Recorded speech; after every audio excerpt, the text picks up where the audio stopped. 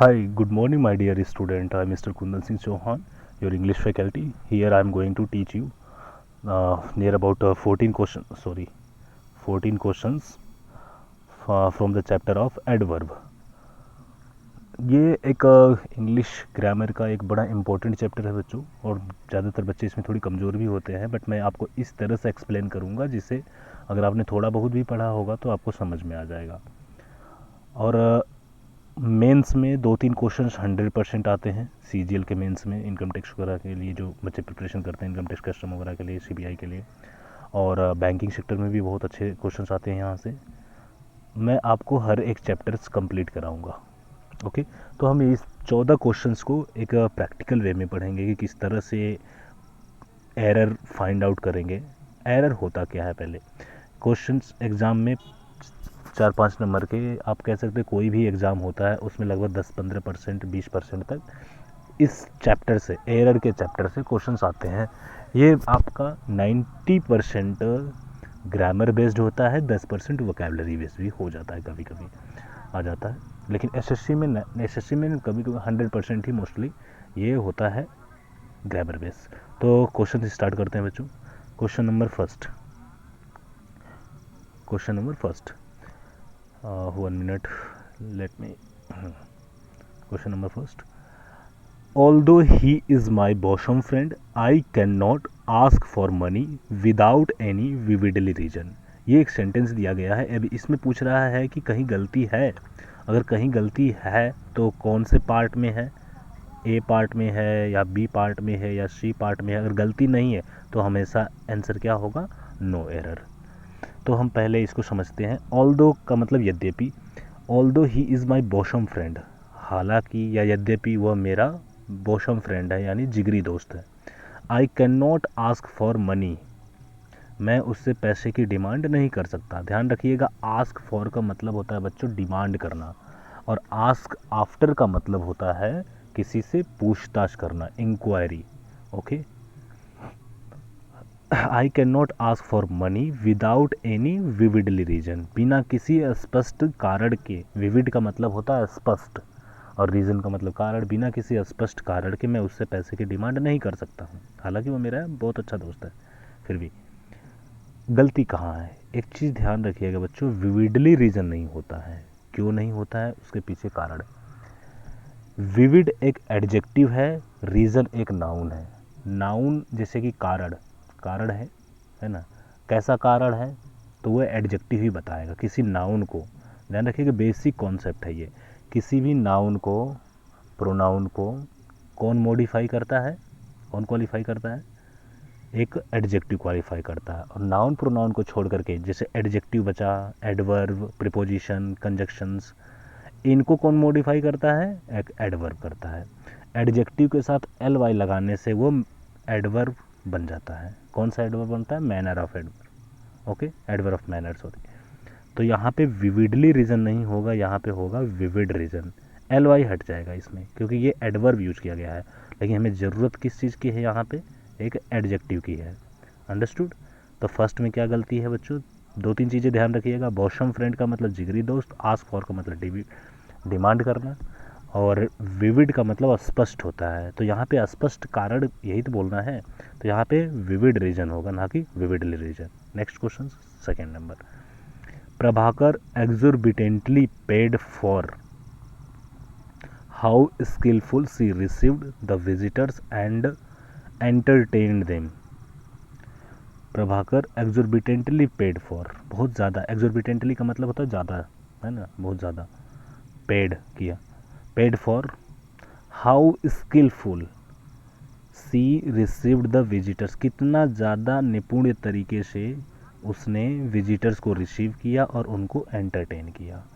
अब हाउ लगाया गया है तो ध्यान रखिएगा, हाउ रिप्रेजेंट करता है एक एडवर्ब ऑफ मैनर को, तो मतलब एडवर्ब ही आएगा। स्किलफुल जो वर्ड है वो एक एडजेक्टिव है। एडजेक्टिव के साथ एल वाई लगाएंगे, इसके साथ अगर यहाँ पे एल वाई लगाया जाएगा, स्किलफुली होगा, तब ये जाकर के सही हो गया, है ना। How skilfully, how beautifully, how, है ना, हाउ स्मार्टली नहीं कहते हैं कि तुमने कितने अच्छे ढंग से ये काम किया। How smartly you did it, you did this job. तो स्मार्टली होता है, कहेंगे हाउ स्मार्ट थोड़ी बोलते हैं हम। Understood guys. नेक्स्ट क्वेश्चन तीसरा, the captain came presently. Presently जो वर्ड है इसका मतलब होता है recently. The captain came presently, captain अभी अभी आया। बट आई कैन नॉट से, लेकिन मैं नहीं कह सकता where he has slipped out, वो कहाँ पे गायब हो गया। स्लिप्ड आउट का मतलब गायब होना। अननोटिस, अननोटिस्ड नहीं होता है बच्चों। अब स्लिप्ड आउट कहीं गायब हुआ है तो किस तरह से गायब हुआ है ना, तो ये ध्यान रखिएगा। यहाँ पे ये एक एडजेक्टिव यूज किया गया है, यहाँ पे एक एडवर्ब होगा, अननोटिस्ड नहीं होगा, अननोटिस्डली यूज करेंगे या अननोटिसिंगली होता है, अंडरस्टूड, या अननोटिस्ड मैनर ये बोल सकते हैं। मतलब इस वर्ड को आपको एडवर्ब बनाना है, एडवर्ब चाहे जैसे बना सकते हैं। अब ये चीज़ें आपको एडवर्ब बनाना कैसे है, कौन सा एडवर्ब कौन सा होता है, मतलब एडवर्ब ऑफ मैनर क्या होता है, एडवर्ब ऑफ टाइम क्या होता है, एडवर्ब इंट्रोगेटिव एडवर्ब क्या होता है, ये चीज़ें मैं आपको एडवर्ब का जब बेसिक चैप्टर्स पढ़ाऊंगा तो उसमें बहुत ही अच्छे तरीके से एलुसिडेट करूंगा, है ना, आपको एक्सप्लेन करूंगा। एलुसिडेट का मतलब होता है एक्सप्लेन करना। ओके गाइस, नेक्स्ट क्वेश्चन, दे वर एक्सेप्शनल गुड ओरेटर्स, वे बहुत ही अच्छे, ओरेटर्स का मतलब भाषण देने वाला, बहुत ही अच्छे वक्ता हैं। एक्सेप्शनल का मतलब होता है सबसे हट करके। सो ऑल ऑफ अस, इसलिए हम सभी, लिसन्ड टू देम, उनको सुने, अटेंटिवली, किस तरह से सुने, तो ध्यान दीजिए यहाँ पे अटेंटिवली करेक्ट है, लेकिन वो कैसे थे। ओरेटर्स क्या है, कोई ना कोई व्यक्ति होंगे। ओरेटर्स, ओरेटर्स का मतलब भाषण देने वाले वो व्यक्ति होंगे। व्यक्ति वस्तु के नाम को क्या बोलते हैं, नाउन। तो नाउन को मॉडिफाई कौन करता है, एडजेक्टिव। तो गुड तो एडजेक्टिव सही है, गुड ओरेटर्स, बैड ओरेटर्स ऐसे कह सकते हैं, इंटेलिजेंट ओरेटर्स। लेकिन गुड को भी मॉडिफाई कौन करता है, एक एडवर्ब करता है, क्योंकि एडजेक्टिव को एडवर्ब मॉडिफाई करता है। तो यहाँ पे एडवर्ब बनाएंगे। एक्सेप्शनल जो वर्ड है ये एडजेक्टिव है, इसके साथ एल वाई लगाएंगे तो ये बन जाएगा एडवर्ब। तो ध्यान रखिएगा, एक्सेप्शनल वर्ड के साथ एल वाई लगाना पड़ेगा, तब जा कर के वो बनेगा एडवर्ब। ओके गाइस, तो गलती कहाँ पे है, फर्स्ट में गलती है, यहाँ पे गलती है, सॉरी सॉरी बच्चों, मैं अभी पेन नहीं है मेरे पास, तो मैं अभी हाथ से ही कर रहा हूँ, तो इधर उधर थोड़ा एक्यूरेट नहीं हो पा रहा। बट आगे मैं क्वेश्चंस वगैरह जब भी कराऊंगा तो आप लोगों को पेन मंगाया हूँ, ऑनलाइन ऑर्डर किया हूँ। नेक्स्ट क्वेश्चंस, क्वेश्चन नंबर 5, इनको मिटा देता हूँ। Question number 5, he has been trying to lure, lure का मतलब क्या होता है, किसी को अपनी तरफ आकर्षित करना, मतलब प्रलोभन देना, किसी को प्रलोभन दे करके, जैसे किसी को पैसे देकर, किसी को दारू दे करके अपनी तरफ मिलाना, उसको ल्योर कहते हैं, अट्रैक्ट करना अपनी तरफ। He has been trying to lure, lure he for months, but owing to his misfortune he has not still succeeded.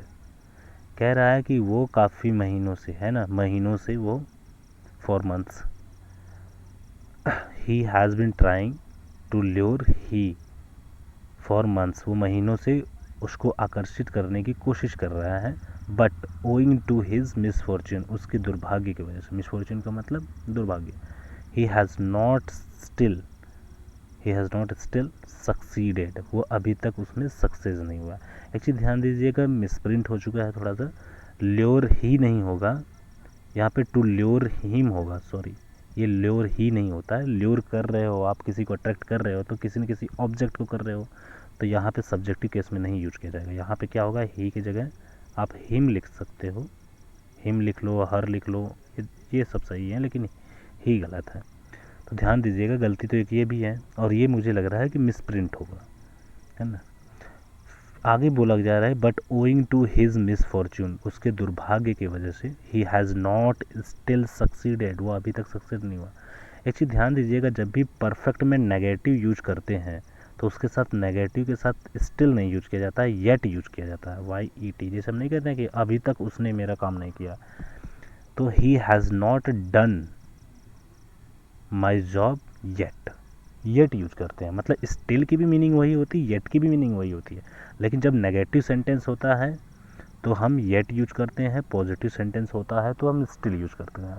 मैं अभी तक यहाँ पे हूँ, I am still present here, तो ध्यान रखिएगा स्टिल तब यूज किया जाता है, लेकिन मैं वो अभी तक यहाँ नहीं पहुँचा है, तो इसका क्या हो जाए, ही has not arrived here yet.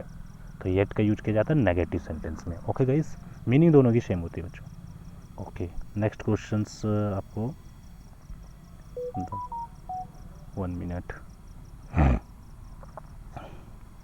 Question number 6, the amount, मात्रा, अमाउंट का मतलब मात्रा, the amount which the company has paid to the dependents, the amount, यहाँ पे अमाउंट का मतलब रुपए से है, विच वो अमाउंट जो कंपनी ने पेड किया, किसको कि पेड किया, डिपेंडेंट्स को, जो उस पर आश्रित थे, of the dead workers, dead workers मतलब मृत वर्कर्स के डिपेंडेंट को जो कंपनी ने पेड किया, वॉज फेयरली अनजस्टिफाइड।